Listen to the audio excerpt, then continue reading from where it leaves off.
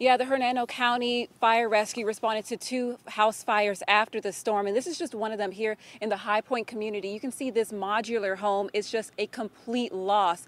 The fire started around about 9 o'clock last night, and firefighters showed up shortly after and took the fire out, but you can see that they're back now because I gave them a call just about 20 minutes ago about the flames you can see in the middle of that house. It's about the size of a campfire, and fire rescue crews just showed up, I'd say less than a minute ago, to try and extinguish these flames, but you can see that this house is a complete loss.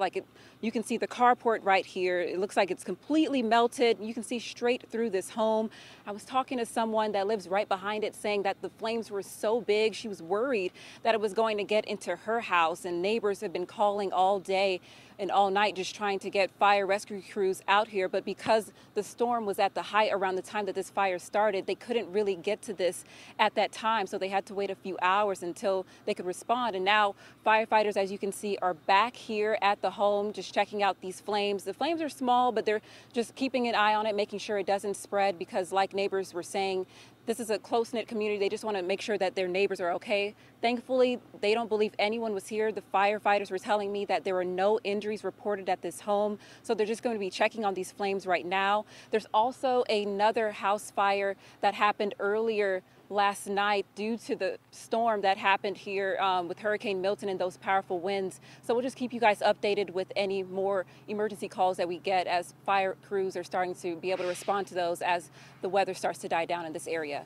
Live in Hernando, Angelicia Bruton, 10 Tampa Bay. Yeah, we know that this is not the only house fire. There's several, not only in that area, but throughout the Tampa Bay area as a result of this storm and the impacts here. Angelicia, when we talked to you earlier this morning, we heard that banging on a pole. I thought maybe it was power workers or something. It was clearly the wind, in the background. And so the winds are still strong in the area, right? And that's what can help fuel these fires. That makes it even harder for first responders.